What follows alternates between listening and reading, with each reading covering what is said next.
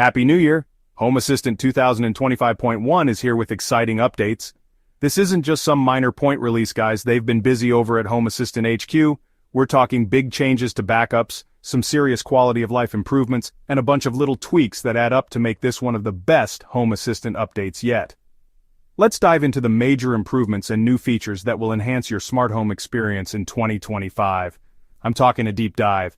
We're going to cover it all, so grab your beverage of choice, settle in, and let's get into it. Okay, first up, let's talk backups. I know, not the most exciting topic, but trust me, this is big. This release introduces a significant update to the backup system. It's not just a fresh coat of paint, this is a complete overhaul. We're talking a brand new backup wizard designed to guide you through setting up backups quickly and efficiently.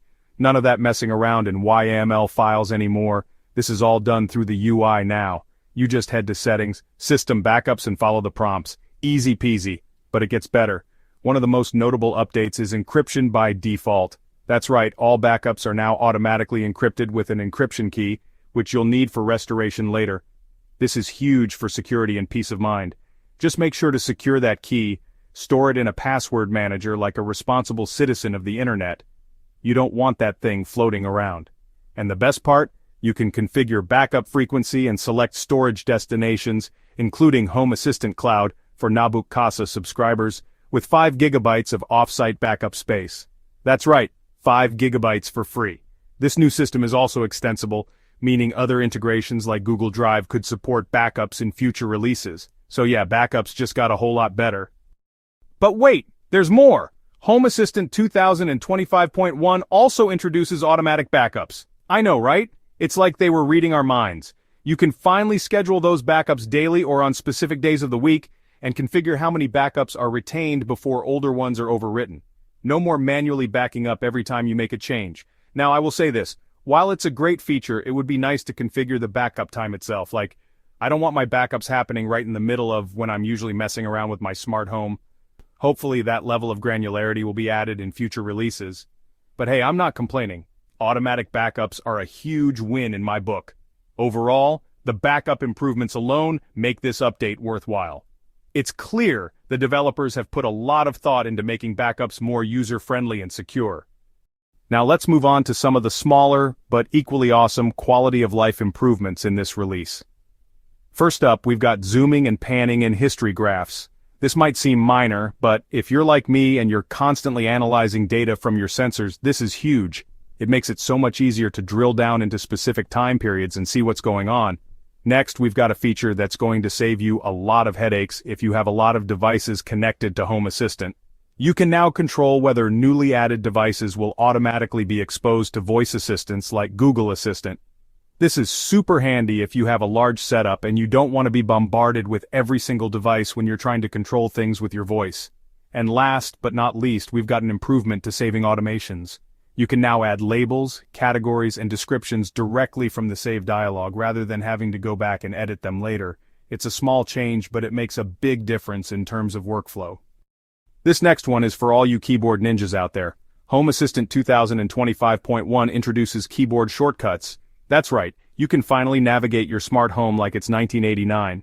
Pressed to quickly jump to a device page, and to bring up voice assistant controls directly from any page. Now I know what you're thinking. Linus, this is Home Assistant, not some hardcore video editing software. Why do we need keyboard shortcuts? And to that I say, why not? Once you get used to these shortcuts, you'll be zipping around your Home Assistant interface faster than ever before. It's all about efficiency, people. Plus, this is just the beginning. I'm hoping we'll see even more keyboard shortcuts added in future releases, maybe even some custom shortcuts. A man can dream. Alright, let's talk new integrations. Home Assistant 2025.1 adds 8 new integrations, including the SwitchBot Relay and SwitchBot Leak Detector. These are great additions for anyone looking to add some more smarts to their home without breaking the bank. SwitchBot makes some really solid, affordable smart home gear, and it's awesome to see them getting some love in Home Assistant. On top of the new integrations, some existing integrations now support setup via the UI rather than YML. This is a trend I'm really liking as it makes Home Assistant more accessible to newcomers. YAML is powerful, but it can be intimidating for beginners. Now, a word of warning for all you Unify users out there. There are some slight breaking changes in sensor names in this release. This might affect your automations or scripts, so be sure to check the release notes for more details. It's always a good idea to give those release notes a thorough read before you hit the update button just to be safe. Now, for all you detail-oriented folks out there, let's talk about some of the smaller tweaks in this release. First up, we've got a new volume slider in the tile card for quick volume control. This is a small change, but it makes a big difference if you're constantly adjusting the volume of your media players through Home Assistant. No more digging through menus, just slide and go. We've also got more options to customize background opacity and alignment on your dashboard. This is great for all you aesthetes out there who want to fine-tune the look and feel of your Home Assistant interface. Me, I'm more of a set-it-and-forget-it kind of guy, but I know a lot of you really care about this stuff, so more power to you. These might seem like minor tweaks, but they all add up to a more polished and user-friendly experience. And that's what Home Assistant is all about, right? Making your smart home work for you, not the other way around. Well, there you have it. That's a wrap on the new features in Home Assistant 2025.1. From the overhauled backup system to the quality of life improvements and new integrations, there's a lot to be excited about in this release. It's clear that the developers are really listening to the community and making Home Assistant better with every update. I'm really curious to hear what you guys think. What's your favorite new feature? Do you have any burning questions about the new release? Let me know in the comments below.